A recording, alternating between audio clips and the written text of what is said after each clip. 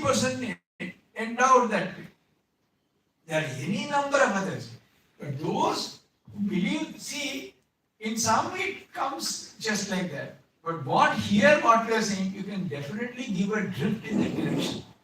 The thing is, by chance I might discover, chance one might take it. But then if you take it as a philosophy of life, then that works very beautifully to help you to face challenges, difficulties, etc. That's it. So, sir, you do believe of that I am the best also works or not? You're not the best in the sense. See, that's what again. If you narrow down your choices, and supposing you are in a by nature you have no inclination towards say mathematics. You are sitting in math class. Oh, I am the best. I am the best. You will never be. You will only get zero.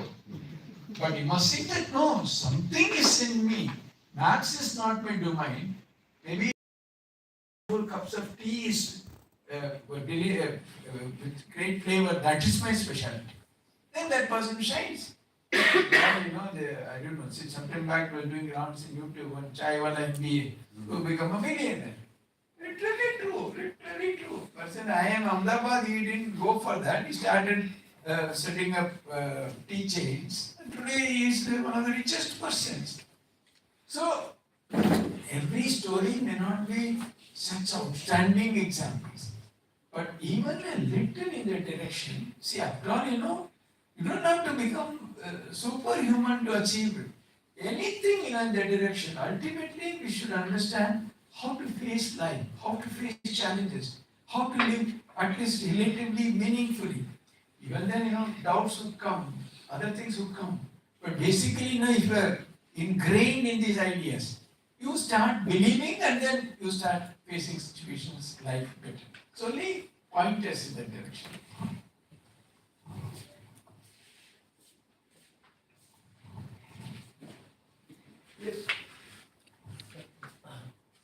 This is true for some students, but some students are also mischievous. They might actually be sheep. How to deal with No. See, no, that does not bring the problems of indiscipline in the class. We are not talking about that. This is not about how to control your class, how to make it more disciplined. That is not the idea. Here is, to actually, in a real sense, no one is a sheep. Everyone has powers, capacity. Everybody is a lion only. What it is my strength? The challenge is to discover them. That is the real challenge. See, why there is so much of struggle, why you face? Because we are not able to give them. Supposing, instead of in your classes, instead of so many students, if there are only 20, only every student you will be able to attend, talk to them, find out how they are feeling, what can be done. No, it's not possible given the ambient, the challenges today. So you are trying to address it in a general way, whereas can we give a general kind of a thing whereby they experience a better situation, whether they are able to face challenges in the class, outside, family, everywhere. Once you give that, once they get a flavor of that, you really love it. Because this ultimately, this is the main problem today. Largely in the world, if you look at it, this is a major problem. We feel that I am not up to it, I am not equal, I am not that good at looking, I don't have this kind of background, I don't have this facility, this car, that mobile. Every other thing. It's because, somewhere that feeling that kind of weakness, feeling low, and things like that. Can you give a general tonic like that? They feel, everyone feels boosted up. No, don't have to worry. What you have is wonderful. Work on that. Of course, it's not how to control the class discipline and something. You have to look at it differently.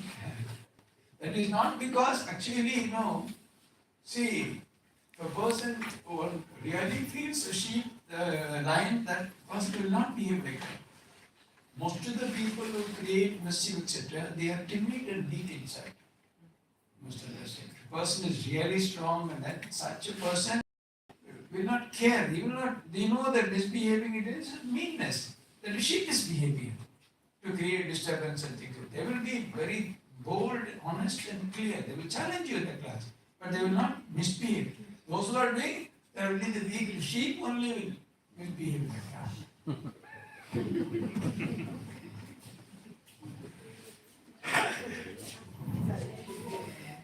Now we continue with a walkthrough. Now I'm just going to do a quick walkthrough. If there are questions that may arise as you go through this, we are going to have another Q&A after a discussion on our approach. There, after you go through the FAC guide, you could bring up those questions.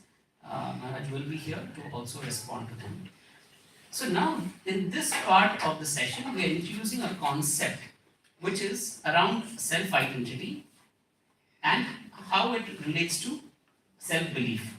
So we start with introducing the idea of how there are several external validations that many of us rely on, such as likes on social media, etc. So that the FAC gives suggestions on how we could guide the discussion in the classroom. It then brings up what are some of the usual issues that we see when our identity is based on external validation. And again, there is a suggested discussion we can have to relate, request students to relate it to concrete experiences, examples from their life. So one of the ways to make our discussions more effective is to, really prod when someone is sharing, to share a very concrete example so that they can connect it with their real life. Also because maybe as a professor or someone as very experienced as an educator, let's say a student says one or two lines, we may immediately grasp it. Because we may know the student personally, or maybe our own experience helps us fill the gaps. But could it be that some of the other students in the classroom may not grasp it? Let's say they say that, oh, what we're trying to do is really bring out some very concrete examples. And we'll again see this in our group activity we're going to have after this, on how concrete examples can really make our sessions more effective. It goes forward and introduces the idea of internal validation with the idea of developing a feeling of oneness. Then there are examples of what internal validation looks like. Then there is this model of self-belief introduced over here about how once we are aware of our divine nature, now it could be divine, it could be perfect, it could be our sense of reality, what we consider ourselves to be truly. So we could use, we can relate it to our own really worldview of ourselves, to our oneness with the universe, and how it actually solidifies our self-belief when we understand ourselves very deeply and also have a very deep connection with the world. Then we discuss the role of the mind. This is where we talk about how the mind plays an important role when we make the shift from a self that is based on external validation, where we are limited because of the fact that we are relying on others for our validation, to where we believe that we are limitless and potentially divine or perfect, or we have a firm grasp of reality, and the role of the mind. Subsequently, we introduce the second concept. The second concept is around the role of the mind and the gunas.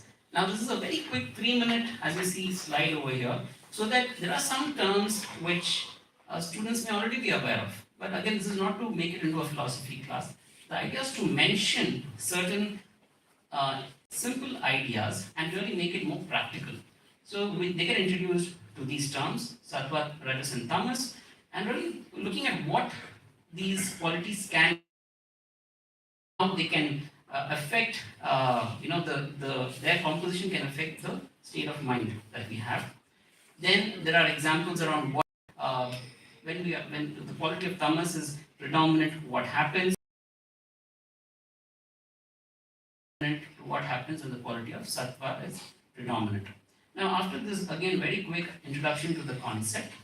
There is a quote from Swami Vivekananda, and followed by a very clear strategy in terms of how we could reduce tamas, how we could also, look at when case we have, if it's rajas is predominant, what we can do, and then how sattva will be ending with, it follows with some suggested practices again with discussions that we can have with the students.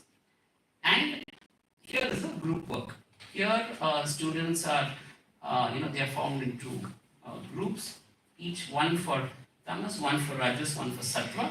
And then each student in each group, let's say a student is rajas, they choose one rajasic trait and think of one habit that can overcome it.